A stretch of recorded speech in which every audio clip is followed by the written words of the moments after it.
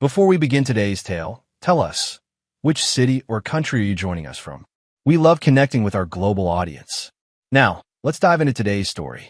Dominic Nick Russell woke to sunlight streaming through his bedroom's floor-to-ceiling windows, illuminating the Manhattan skyline beyond.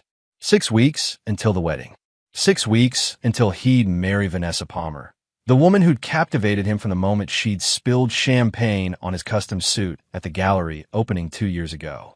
"Sorry about the interruption, Mr. Russell," she'd said, not sounding sorry at all.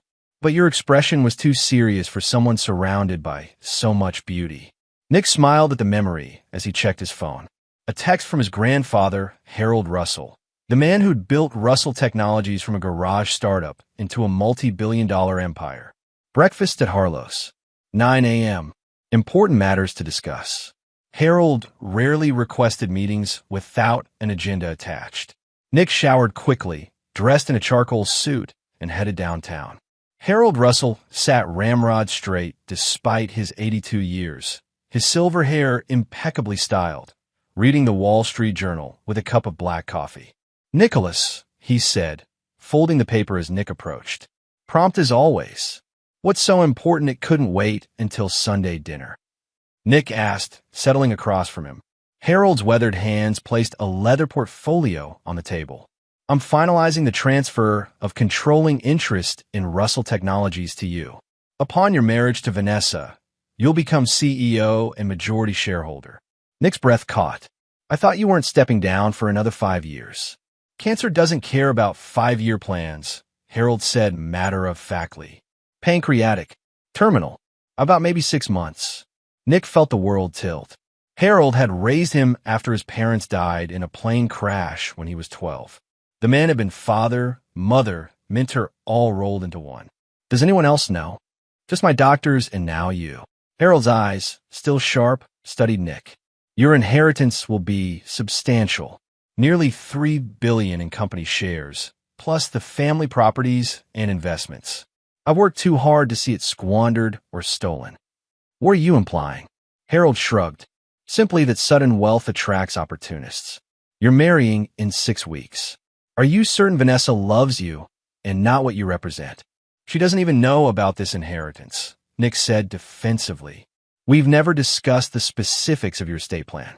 "Perhaps," Harold conceded, "but money has a way of revealing true character. Just be vigilant." That evening, Nick met Vanessa at Perla, her favorite restaurant.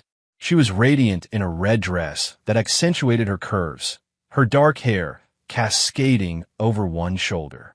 As always, heads turned when she entered a room. "Wedding planner called," she said after ordering a martini. "The Waldorf Ballroom is confirmed for the reception. 300 guests, just as we planned." Nick nodded, studying her. 29, 7 years his junior, with a background in art history and a job at a prestigious gallery. They'd met when Nick was looking for pieces for the Russell Technologies headquarters. "My grandfather's stepping down," he said suddenly.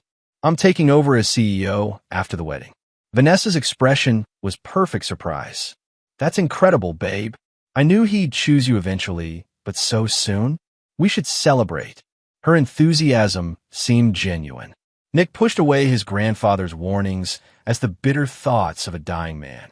Across town, in a dimly lit apartment in Brooklyn, Leo Hayward stretched his muscular frame on rumpled sheets, watching Vanessa dress. "You're late," he said, his voice a lazy drawl. "Loverboy will suspect." Vanessa snorted. "Nick suspects nothing. He trusts me completely." She checked her makeup in the mirror. "Besides, he just told me he's becoming CEO after the wedding." Harold stepping down. Leo sat up, suddenly alert. "Does that mean what I think it means?" "Yes," Vanessa said, a slow smile spreading across her face. "The inheritance is being transferred sooner than we thought." "Billions, Leo. Not millions. Billions." Leo whistled. "And he has no prenup plans?" "He's mentioned it, but I've been working on him, making him feel like suggesting one would insult my love." She kissed Leo deeply.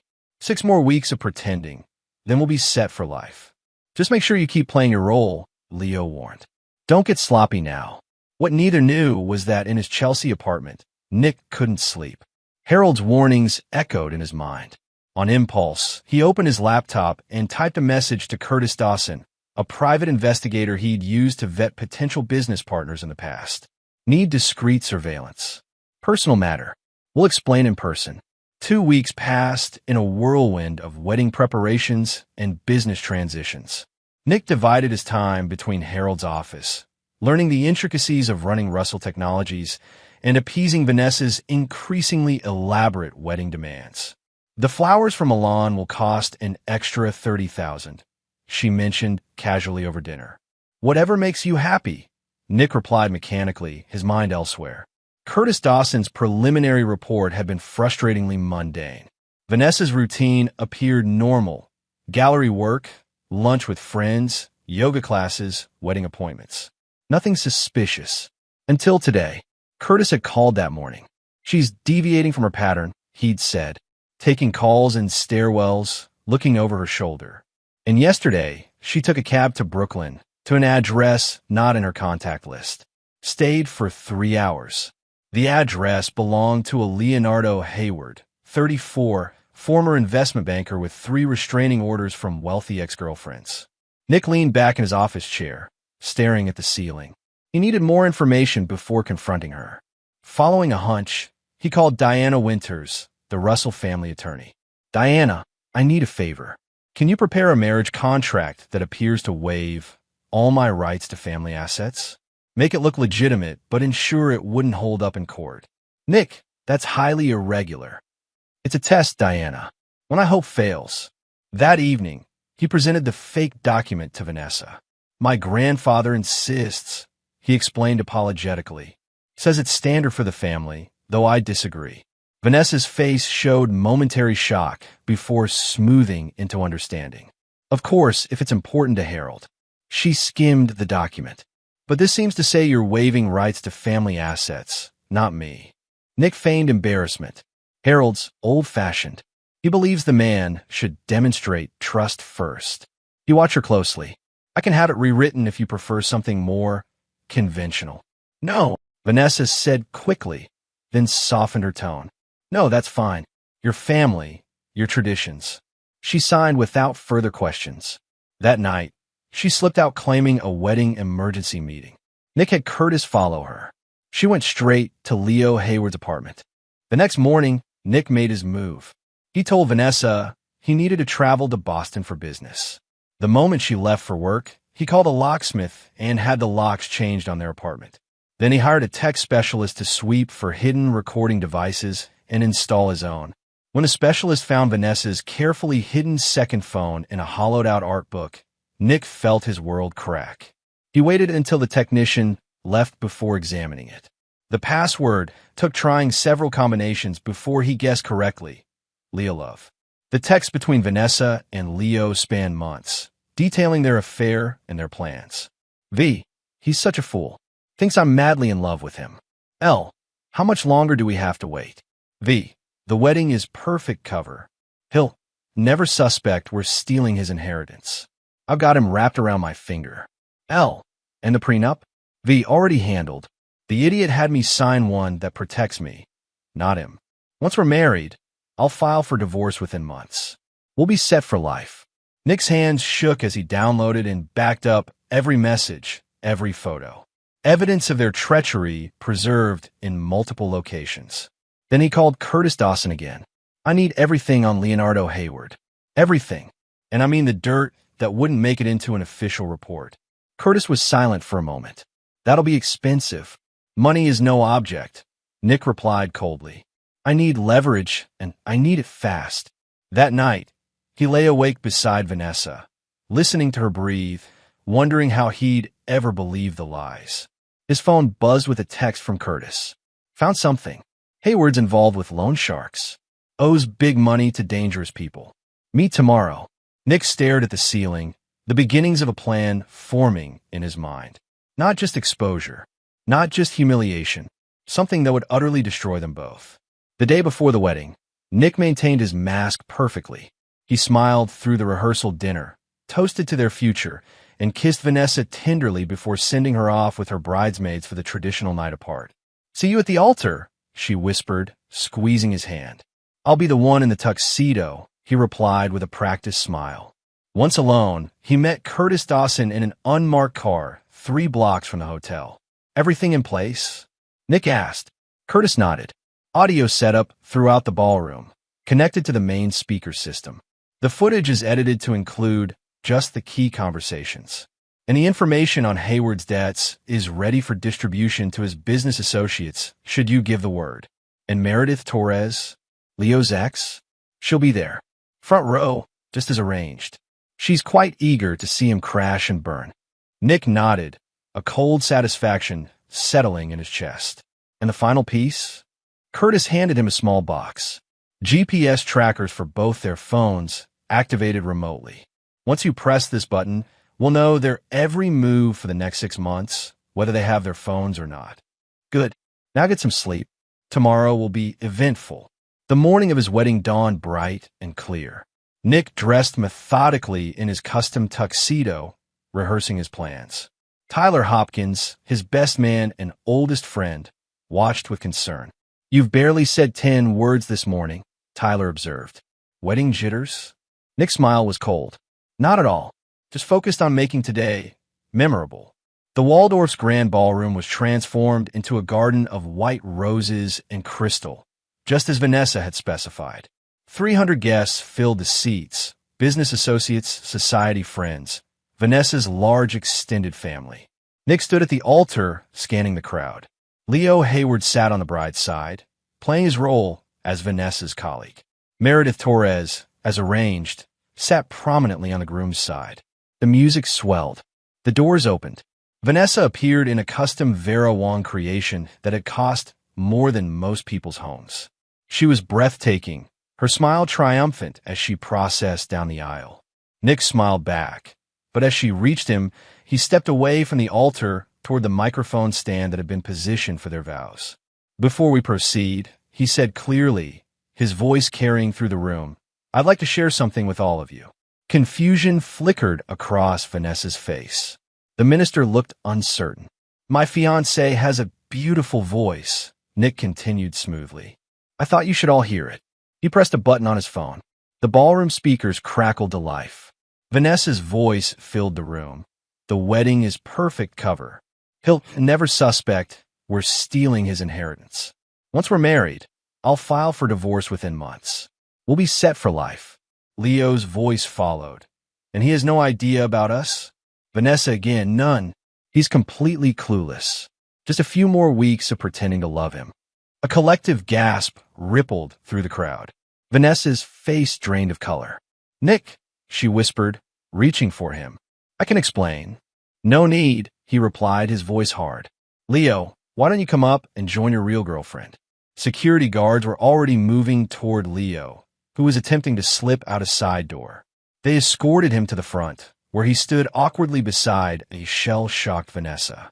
"I'd like to thank you all for coming," Nick addressed the stunned crowd.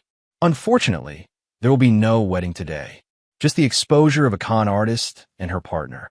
He turned to Vanessa's family. "Mr. and Mrs. Palmer, I'm sorry to inform you that your daughter has been having an affair throughout our engagement, while plotting to steal my family's assets." Vanessa's mother collapsed into her husband's arms. Her father's face contorted with rage, not at Nick, but at her. "You disgust me," he spat at his daughter. "You're no longer welcome in our home. Consider yourself disowned." One by one, Vanessa's family members stood and walked out, leaving her standing alone with Leo, surrounded by murmuring guests and flashing cameras from society photographers. "Security will show you out," Nick said coldly. "Your belongings have been packed and sent to Mr. Hayward's apartment. The locks to our home have been changed." As they were escorted out, Vanessa's mascara streaming down her face, she turned back. "You'll regret this, Nick. We'll destroy you for this humiliation." Nick simply smiled. "I look forward to your attempt." As the ballroom emptied, Tyler approached Nick. "That was the coldest thing I've ever seen. Justified, but cold." "That wasn't revenge," Nick replied quietly. "That was just the beginning." The story of the Russell Palmer wedding disaster exploded across social media and tabloids. "Billionaire heir exposes gold-digging fiancé at altar" screamed the headlines. Video clips of the confrontation somehow leaked to the press, went viral within hours. Nick retreated to the Russell family estate in the Hamptons, where Harold waited for news. "So it's done," the old man said when Nick arrived. His illness had progressed rapidly. He was gaunt now, moving with the aid of a walker. "The wedding is canceled," Nick confirmed, pouring himself a scotch. "But they've already threatened retaliation." Harold's thin lips curled into a smile. "Let them try. Russells don't just defend. We annihilate threats." "I learned from the best," Nick acknowledged, raising his glass in salute. Meanwhile, in Leo's cramped Brooklyn apartment, Vanessa paced furiously. Her phone hadn't stopped buzzing with notifications. Messages from so-called friends expressing false sympathy while reveling in her downfall. Wedding vendors demanding payment for canceled services. Reporters seeking exclusive interviews. "He destroyed my life," she shrieked, hurling her phone against the wall. "My family won't even speak to me. My career is over. The gallery fired me this morning." Leo seemed oddly calm, nursing a whiskey on his worn leather couch. "He played us. I underestimated him." "We need to fight back," Vanessa insisted. "I spent 2 years of my life on this con. I'm not walking away with nothing." Leo's phone rang, an unknown number. He answered cautiously. "Mr. Hayward," a gravelly voice said. "About that money you owe Grayson. Payment deadline has moved up. 3 days, or we start taking collateral. Fingers first, then toes." The call disconnected. Leo's face had gone ashen. "What is it?" Vanessa demanded. "The loan sharks," Leo whispered. "Somehow they know where I am. The deadline was supposed to be 2 months from now. How much do you owe?" 300,000. Vanessa collapsed onto the couch. "And we have maybe 20,000 between us." The doorbell rang. Both froze. Then Leo cautiously approached the door and checked the peephole. "It's a delivery guy," he said, opening the door. The courier handed over a large manila envelope and departed.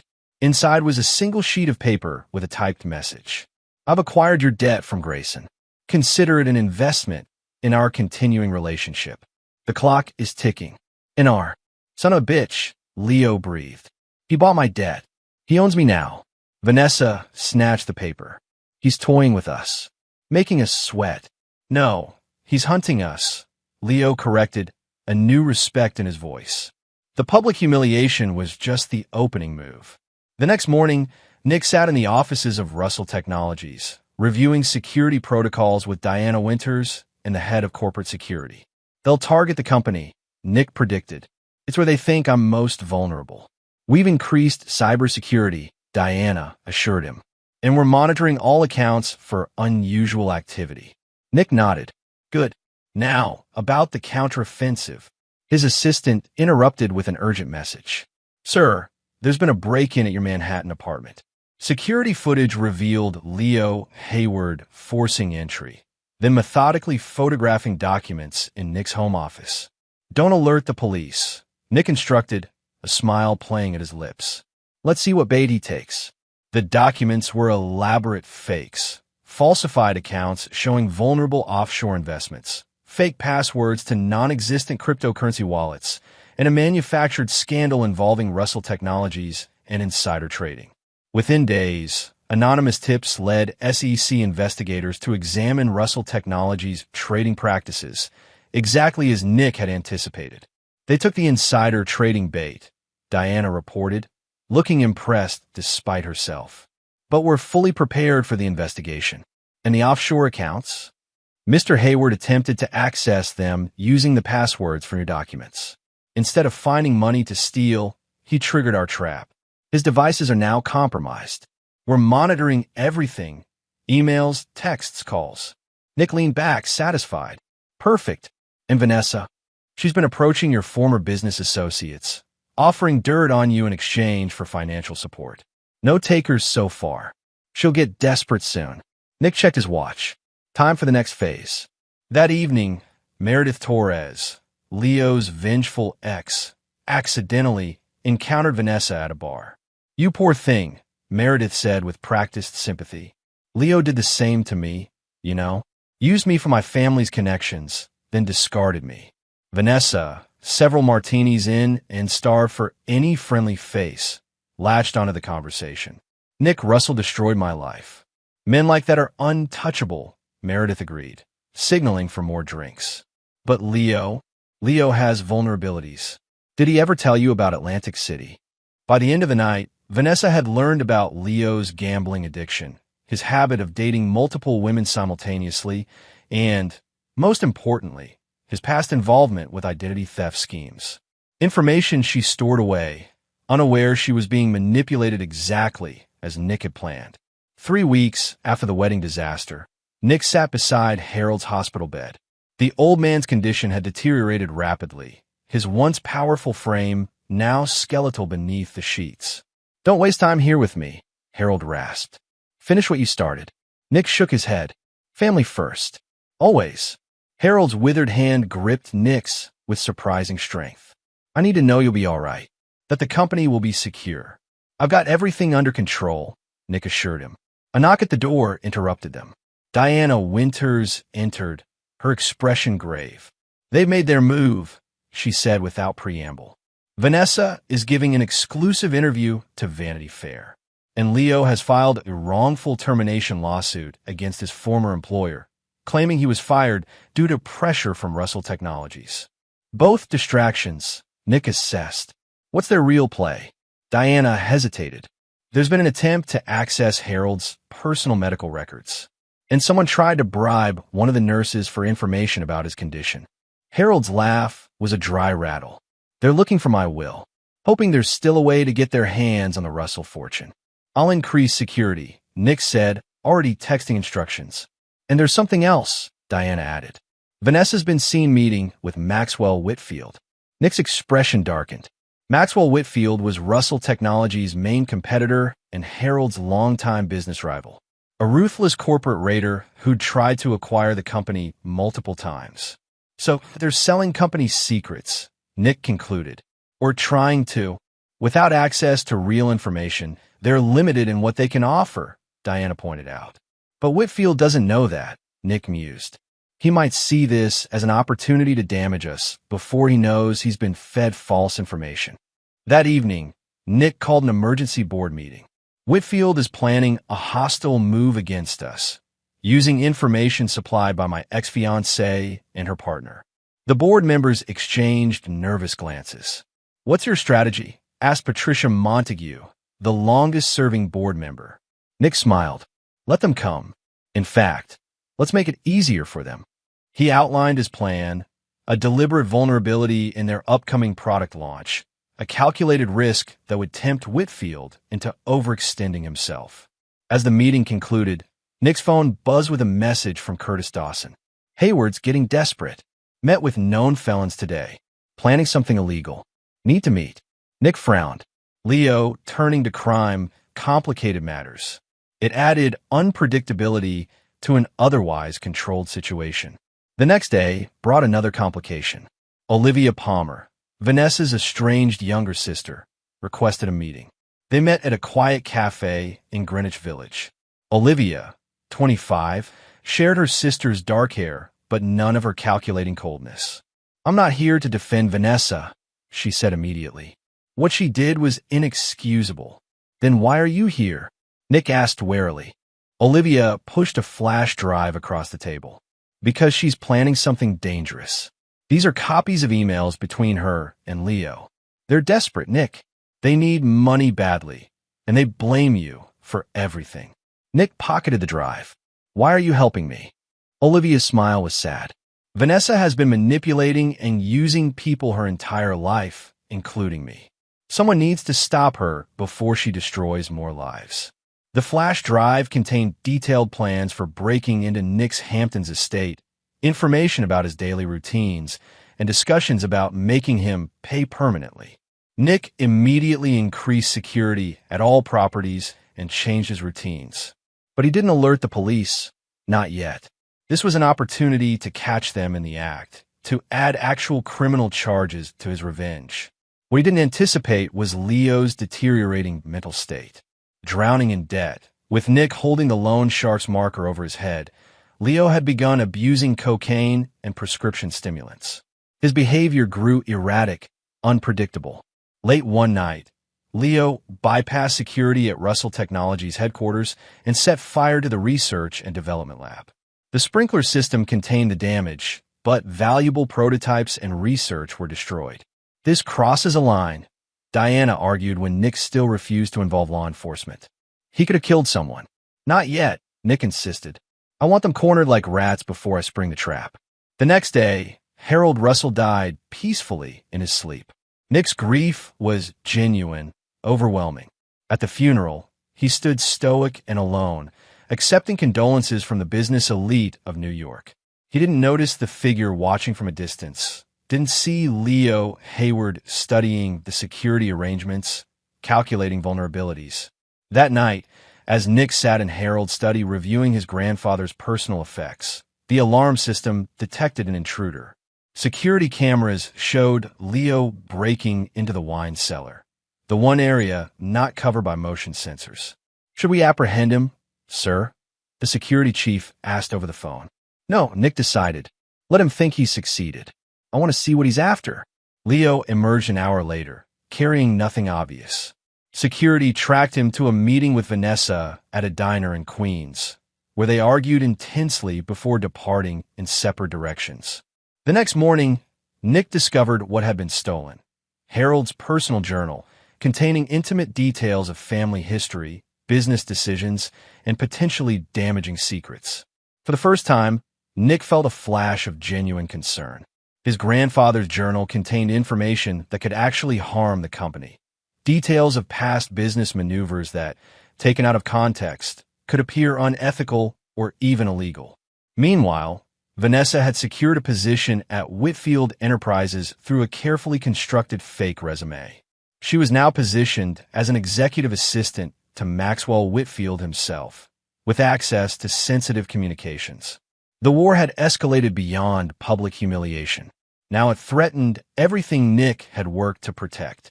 The headline in the Wall Street Journal hit like a thunderbolt. Russell Technologies founder accused of fraud and posthumous revelations. Excerpts from Harold's journal, selectively edited to appear damning, detailed questionable business practices from the company's early days. The article quoted anonymous sources close to the Russell family, who validated the journal's authenticity. Russell Technologies' stock plummeted. Board members called in a panic, and Maxwell Whitfield issued a public statement expressing concern about the ethical foundations of our industry's pioneers. Nick had anticipated the attack, but its timing, just as he was mourning his grandfather, struck a nerve. He called an emergency press conference. Facing a barrage of reporters, Nick appeared calm and collected. My grandfather was a complicated man who built an extraordinary company, he began. The journal excerpts published today were stolen from our family home during a break-in currently under investigation by police. He paused, his expression hardening. What the thieves and their media accomplices fail to recognize is that my grandfather kept two journals, one personal, one for posterity. They stole the posthumous version, which Harold Russell created specifically to trap corporate spies. A murmur ran through the assembled press. The revelations about fraudulent practices were fabricated by my grandfather as a safeguard against exactly this kind of corporate espionage. We have documentation proving these events never occurred, which our legal team is releasing to authorities. It was a masterful countermove, one that Nick and Harold had conceived together during the old man's final days. The real journal remained safely locked in the Russell family vault. By evening, Russell Technologies' stock had rebounded. Maxwell Whitfield was facing questions about his company's involvement in the publishing of stolen property. And in Brooklyn, Leo and Vanessa watched their scheme collapse. He outplayed us again, Leo snarled, pacing Leo's apartment. We need something bigger, something he can't spin. Vanessa sat eerily still. I think I know what to do. We need to target what he truly values. The company? No. His reputation. His self-image as the righteous victim. Her smile was chilling. We need to make him reveal his true nature. Their opportunity came sooner than expected. Russell Technologies' annual charity gala, the first under Nick's leadership, was scheduled for the following weekend. a high-profile event attended by New York's elite with extensive press coverage. Vanessa still had contacts in the art world who owed her favors. She secured invitations for herself and Leo under assumed names, with subtle disguises that would pass casual inspection. Meanwhile, Nick was implementing the final stage of his own plan. Through Curtis Dawson, he compiled extensive dossiers on both Leo and Vanessa, every job application they'd falsified, every person they'd conned, every illegal scheme they'd attempted. He'd also been feeding Olivia Palmer carefully selected information, knowing she would inadvertently relay it to Vanessa during their occasional contact. The night of the gala arrived. The Metropolitan Museum's Temple of Dinder provided a dramatic backdrop for the event, which was raising funds for children's medical research, a cause Harold had championed. Nick circulated among guests, playing the role of gracious host while keeping alert for any sign of his enemies. Midway through the evening, he spotted them, Leo in glasses and a neatly trimmed beard, Vanessa with short blonde hair instead of her natural brunette. He pretended not to notice, observing as they separated and worked the room. Leo headed toward the secure area where the charity auction items were displayed, while Vanessa moved toward the stage where Nick would soon deliver his address. Nick adjusted his plan accordingly. He ordered security to allow Leo access to the auction area, but to record his every move. Meanwhile, he approached the stage slightly earlier than scheduled. As he reached the podium, Vanessa made her move. She stumbled dramatically, spilling red wine on a society matron, creating a commotion at the front of the audience. In that moment of distraction, Leo emerged from the auction area and rushed the stage, a stolen artifact, a small ancient Egyptian figurine, concealed in his jacket.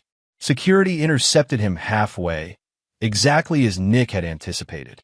The entire room turned to watch the struggle. That man is attempting to steal a priceless artifact, Nick announced into the microphone.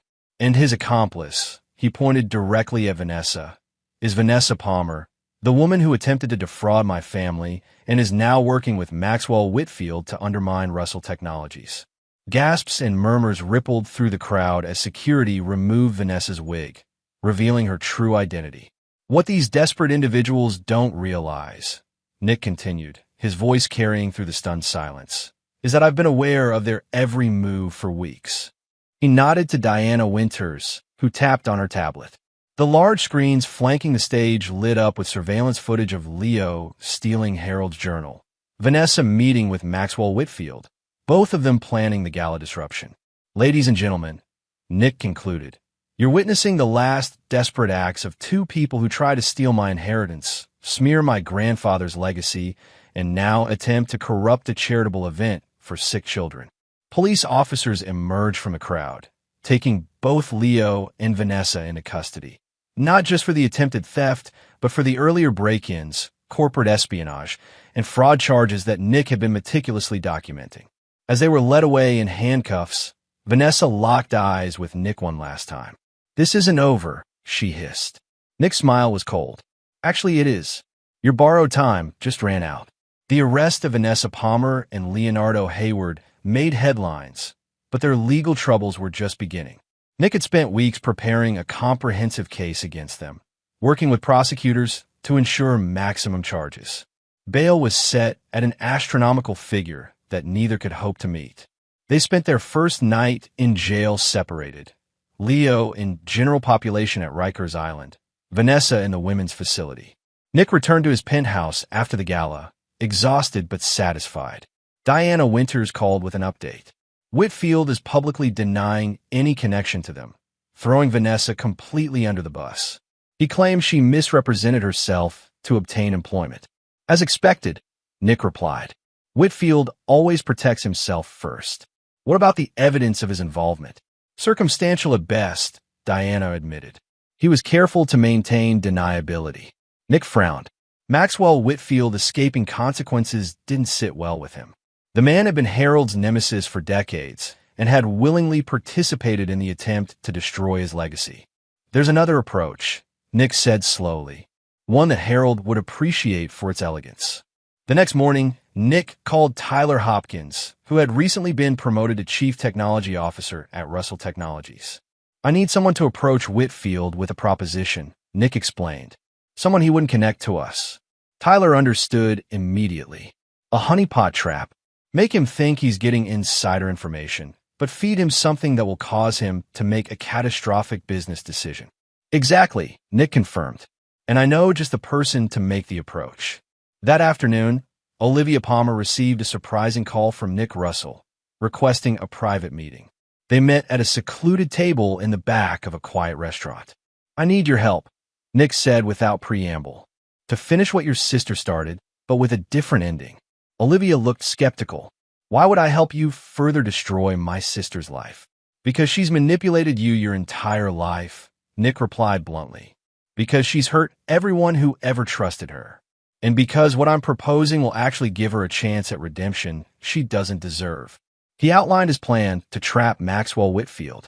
Olivia would approach him claiming to have access to Russell Technologies' upcoming product designs, specifically a breakthrough in quantum computing that would revolutionize the industry.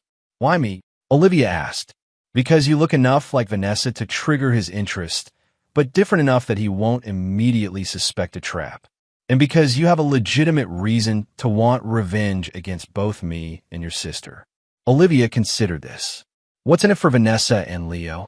If Whitfield takes the bait and commits corporate espionage, I'll have leverage. Enough to potentially reduce their sentences in exchange for testimony against him." "So you're offering them a way out?" Olivia sounded incredulous. "After everything they did?" Nick's smile was cold. "A limited way out. They'll still face consequences, just not the maximum possible punishment." What Nick didn't share was his true endgame. While Olivia was distracting Whitfield with false quantum computing plans, Nick would be executing a carefully orchestrated hostile takeover of Whitfield Enterprises, using capital from Harold's personal fortune and leveraging the temporary stock destabilization that would occur when Whitfield pursued the fake technology. Meanwhile, Leo and Vanessa were discovering the harsh realities of incarceration. Leo, with his history of financial crimes, found himself a target for both inmates and guards. Vanessa, isolated in the women's facility, received word that her family had hired an attorney, not to defend her, but to ensure she received no inheritance or support. 3 days into their incarceration, both received unexpected visitors. Curtis Dawson visited Leo, while Diana Winters met with Vanessa. The message was the same: cooperate with the prosecution against Whitfield, testify about his involvement in the corporate espionage scheme, and sentences could be reduced. Refuse, and the full weight of multiple felony charges would ensure they spent a decade or more in prison. "Why would Nick offer us any kind of deal?" Vanessa asked suspiciously. Diana's smile was thin. "Mr. Russell's primary target has always been Whitfield. Your unfortunate involvement with him made you collateral damage." This, of course, was misdirection. Nick wanted them to believe they were being used as pawns against Whitfield, rather than recognizing they were still the primary targets of his revenge. Both agreed to cooperate, seeing it as their only pathway to a reduced sentence. What they didn't realize was that their cooperation was feeding a much larger scheme, one that would ensure they implicated themselves even further while giving Nick everything he needed to destroy Whitfield Enterprises. Olivia Palmer played her role perfectly. Approaching Whitfield at an industry conference, she hinted at access to proprietary Russell Technologies information, something my sister mentioned before everything fell apart. Whitfield, initially cautious, couldn't resist the temptation. He arranged a private meeting where Olivia shared carefully crafted documents detailing a non-existent quantum computing breakthrough. "Russell's planning to announce this next quarter," she explained. "It's going to make current encryption methods obsolete." Whitfield took the bait completely. Within days, he had diverted massive resources toward developing competing quantum technology, making risky acquisitions of specialized firms, and leveraging his company heavily on the promise of beating Russell Technologies to market. Meanwhile, Nick moved pieces strategically around the corporate chessboard. Russell Technologies quietly acquired significant shares in Whitfield's overextended suppliers. They filed patents that would block Whitfield's development path. And most critically, they prepared their actual breakthrough product. Not in quantum computing, but in a completely different sector that Whitfield had neglected while chasing the phantom technology. When Leo and Vanessa provided their sworn testimony about Whitfield's involvement in corporate espionage, they unwittingly confirmed details that perfectly aligned with Nick's narrative. Every statement they made strengthened his position for the coming corporate war. As the plan accelerated, Nick received unexpected news. Maxwell Whitfield was pursuing a merger with Asian technology giant Nakamura Corp., a desperate move to secure funding for his quantum computing pursuit. Nick immediately called Hideo Nakamura, the founder's grandson and current CEO. The two had a cordial relationship built on mutual respect. Whitfield is trying to sell you technology that doesn't exist, Nick explained bluntly. He's been misled by false information as part of a complex sting operation that will soon become public. Nakamura, always careful, asked for proof. Nick provided select evidence from Leo and Vanessa's testimony, along with forensic financial analysis showing Whitfield's increasingly desperate financial maneuvers. The merger talks collapsed overnight. Whitfield Enterprises' stock plummeted 30% in a single day, and Nick prepared to deliver the final blow. The hearing for Leo and Vanessa's plea deals was scheduled for a Tuesday morning in federal court. Both expected reduced sentences in exchange for their cooperation against Maxwell Whitfield. Both were about to be severely disappointed. Nick sat in the back of the courtroom, watching as they were brought in wearing orange jumpsuits, handcuffed and looking considerably less polished than during their scheming days.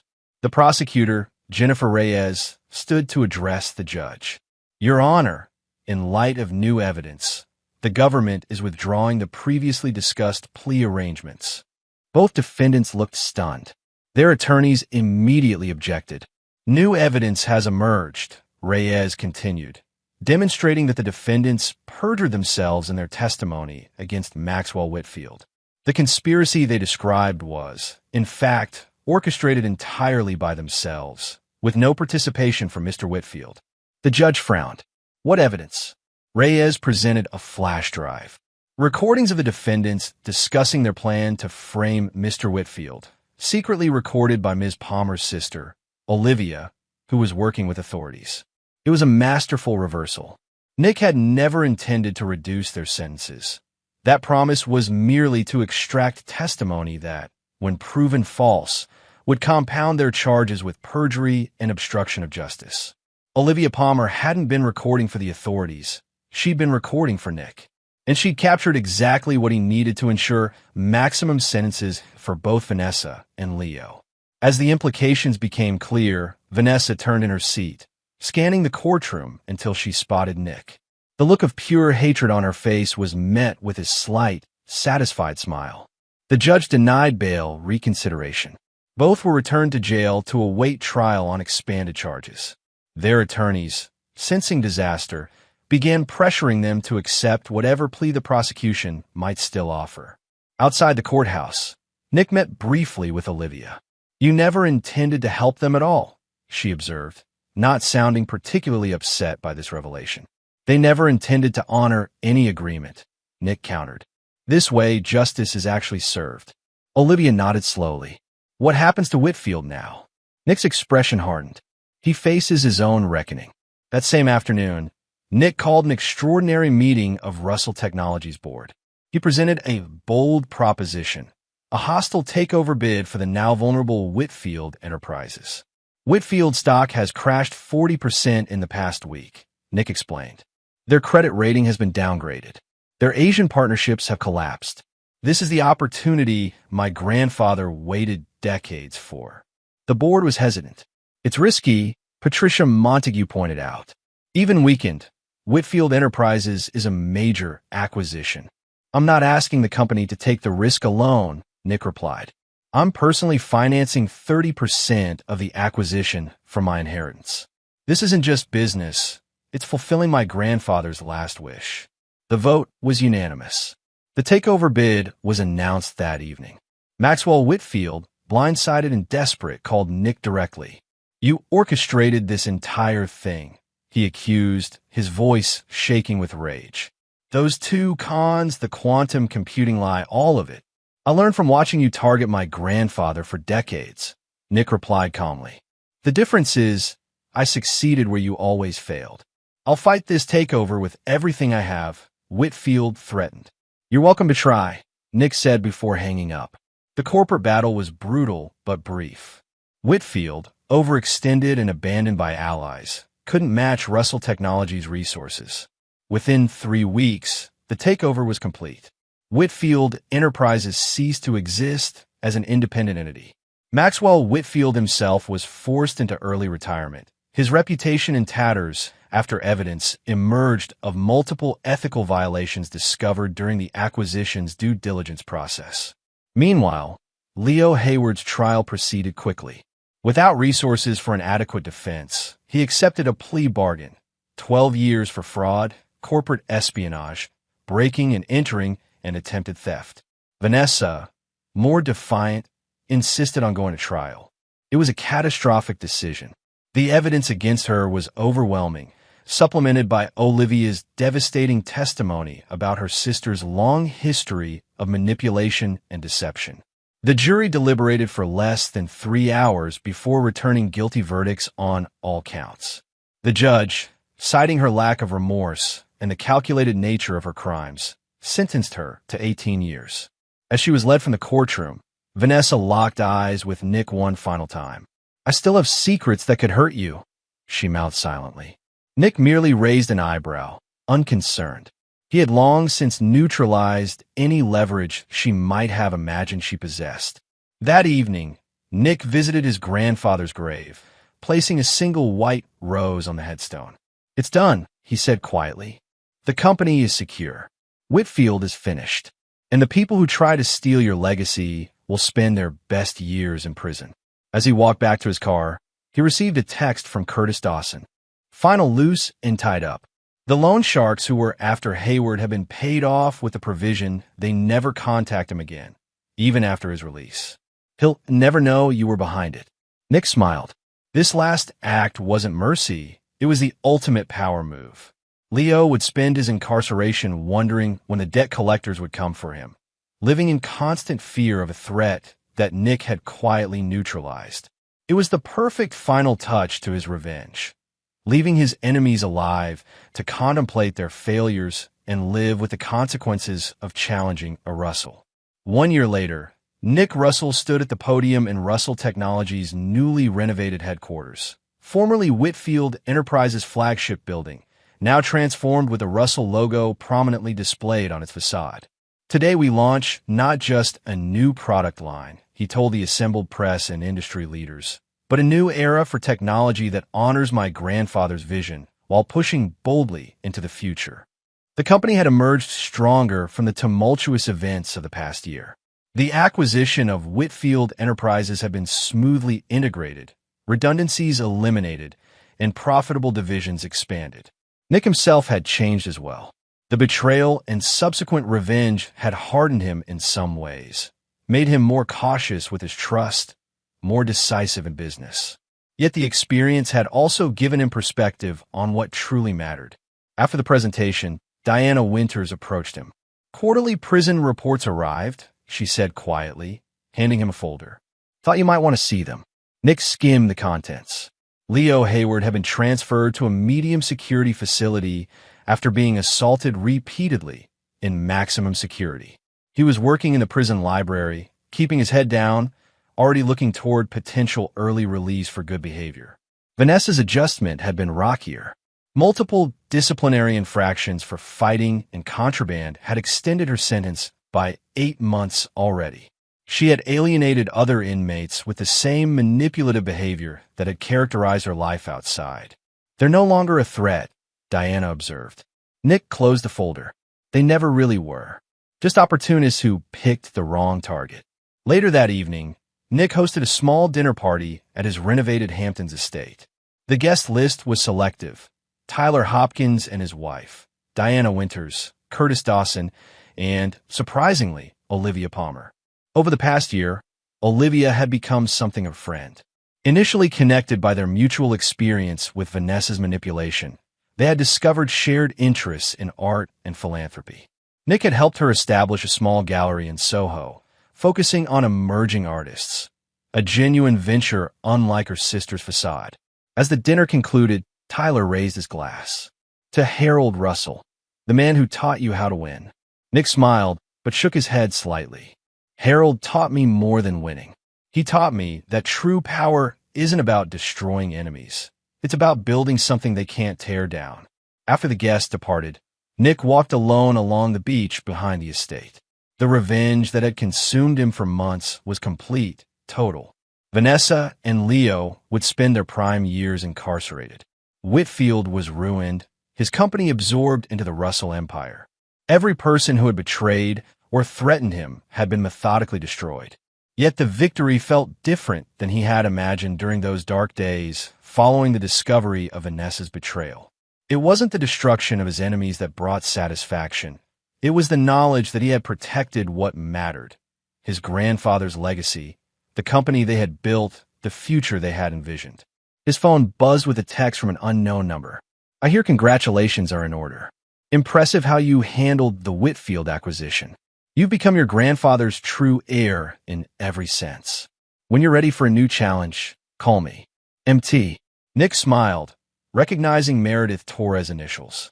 The woman who had helped him trap Leo by playing the vengeful ex had gone on to become a successful venture capitalist. Their paths would cross again, he was certain. As he watched the waves crash against the shore, Nick reflected on the long journey from betrayal to victory.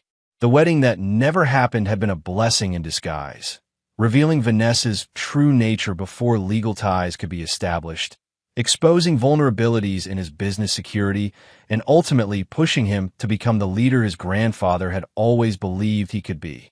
A shooting star streaked across the night sky. Nick thought of his parents, of Harold, of all that had been lost and gained. The inheritance Vanessa and Leo had coveted wasn't really about money or power. It was about legacy, about building something that outlasted a single lifetime. That was the inheritance he would protect and expand. And anyone who threatened it would learn, as his enemies had, that Nicholas Russell never forgot a betrayal and never left the debt unpaid. His revenge wasn't just complete, it was perfect. And there you have it. Another story comes to an end. What did you think? I'd love to hear your thoughts in the comments below. If you enjoy this story, consider joining our community by subscribing. It means the world to us. For more stories like this one, check out the recommended videos on screen. And I'll see you there.